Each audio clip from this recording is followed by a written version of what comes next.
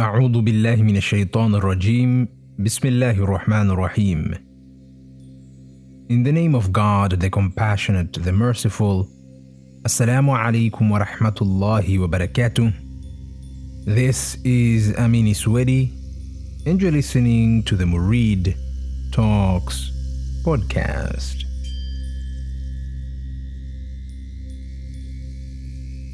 Welcome back to another solo episode of the podcast. And today, we'll be trying a different format. Today, I wish to tell a story of the contemplative journey. We begin our journey with Quran 3, verse 190. Quote, "In the creation of the heavens and the earth, and the alternation of day and night, are signs for those who contemplate." End quote.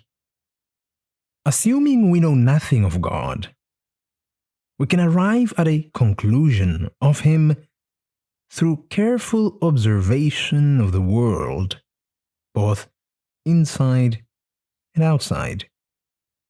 As Quran 41 verse 53 tells us, quote, "We will show them our signs in the horizons and in themselves, until it becomes clear to them that He is the truth." End quote.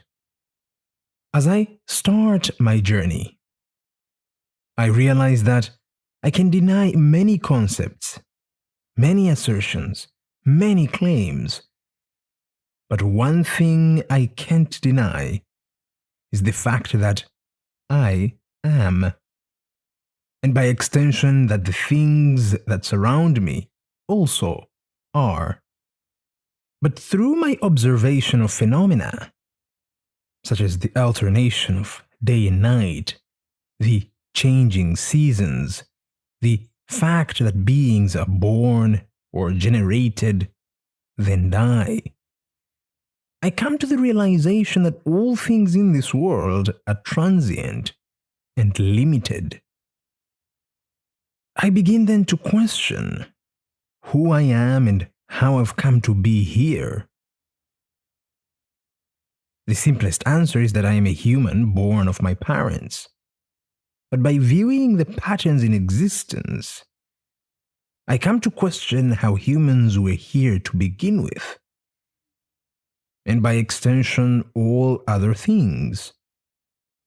I proceed to ponder further how the earth, what I call home, came to be here in the first place, and by that extension, the sun, moon, and stars that I observe.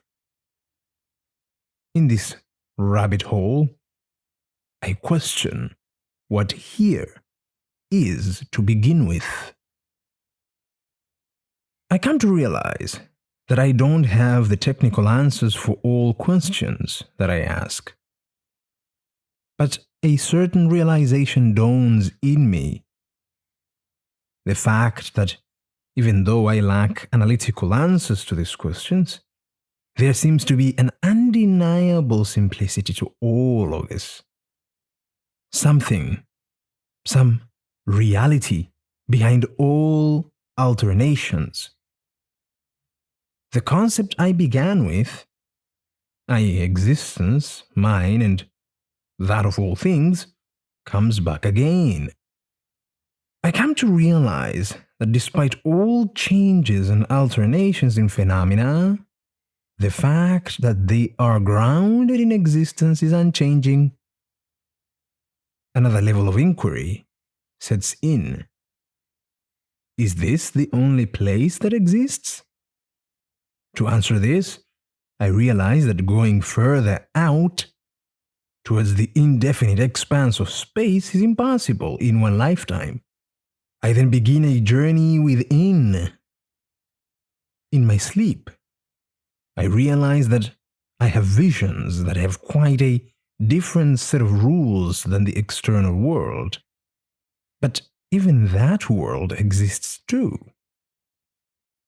This brings me to the realization that there is another state of existence other than what I deem to be the external world.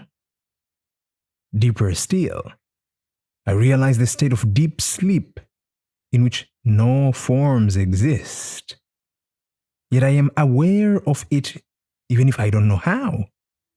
The only conclusion that I come to is that I occupy multiple states of existence, and even though they are different, there still is continuity, something binding them together. What is it? I decide to call it reality. Because of my limited nature as a human, which is opposed to other natures, I begin to question what it, reality, might be. What is its nature? The more I think, the more I am perplexed, as I can't find a positive answer to it. I can't say anything particular about it. The only thing I can say is that it is. But from where, to where, why, by what, through what? I seem to be having a hard time finding answers the way I find answers for the phenomenon around me. The issue is, I figure, is that at least these are limited in some respect, which makes it easier for me to say what they are. But it seems reality, as such, doesn't have such limitations. All states are merely a limitation of it. But why? Why is it not limited? Exhausted, I resort to another alternative. I ascertain that what is limited by the fact that it excludes other natures apart from its own. I call this opposition or complementarity. As day excludes night and night day, they complement one another. Or I could say, limit each other. I realize then that I can somehow boil this down to duality. Hot, cold, in, out, large, small, etc. So then, could reality, that which grounds all there is in whatever mode it is, have such a complementary? Is there that which is not? I realize a certain absurdity to the question. Is there points to the existence of something. That which is not is a negation of that which is, that which exists. So then, the negation of reality would be contradictory because this would entail the existence of no existence. Now, logically, either there is something or nothing, but there can't be the something of nothing.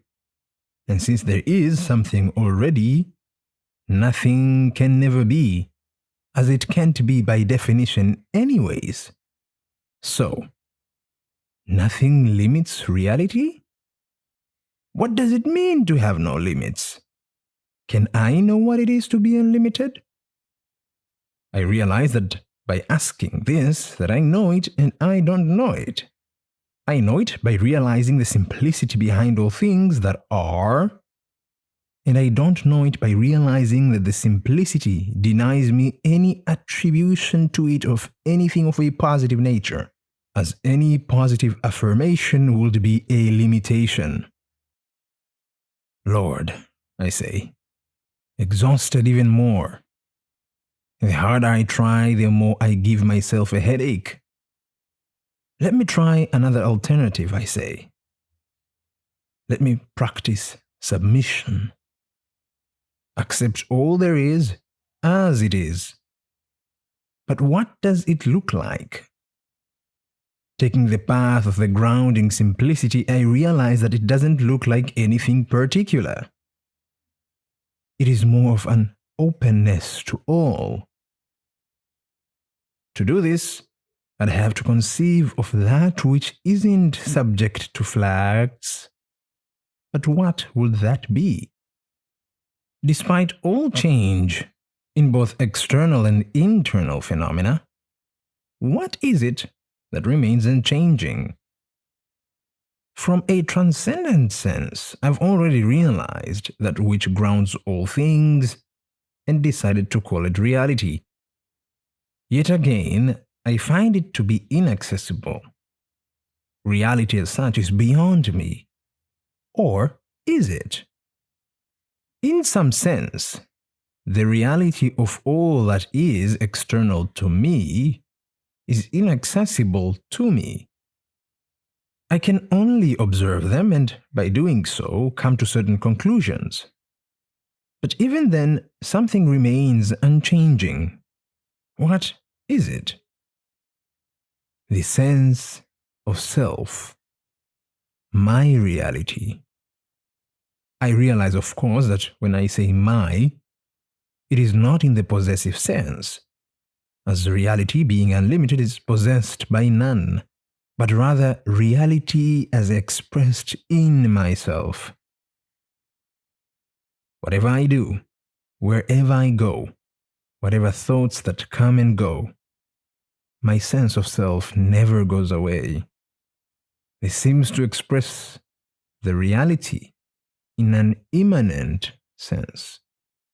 But I also realize that this can't be that which is changing in me.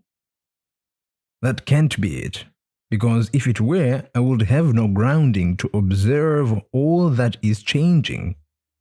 Nor can it be particular to me as an individual, because the same reality is observed to appear in all other things. How so? Similar to how there is an unchanging observer in me that is not separate from I, that which observes and realizes all change, all flux, I also realize that for all change and flux that appears in the external universe is at the constant observance of an immutable reality. It only makes sense that the external observer is not separate nor distinct from the one in me. This seems to point towards a correspondence, a correlation, an analogical relationship between the external world of the cosmos and the internal world of myself.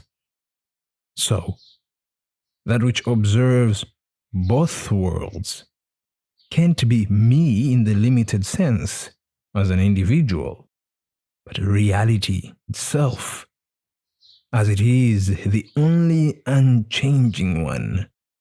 This leads me to the realization that as long as I observe it outside of me, as related to the external, reality is transcendent. And as I observe it in me, it is immanent. And these two are not distinct, but two poles of the same reality. I come to the conclusion that all duality, all change and flux is accidental. Similar to how the change in the external world doesn't truly change the truth of reality, all flux in me also doesn't change the truth that I am. It seems my journey brings me back where I began, but not in the same way I left. I am that I am. I and reality are one. Wherever I turn, I see the truth of reality. Everything is in a state of perish except the truth. Whether I call it God, Allah, Brahman, Tao, Shunyata, Yahweh, Elohim, it doesn't matter. That I is unnamed, infinite, ineffable, unconditioned, non-delimited, immutable, all-knowing and all-encompassing. That by which all is observed and realized. the unmoved mover. This brings us to the end of our journey and our story. And until next time, I bid you farewell and a lovely day. Assalamu alaikum wa rahmatullahi wa barakatuh.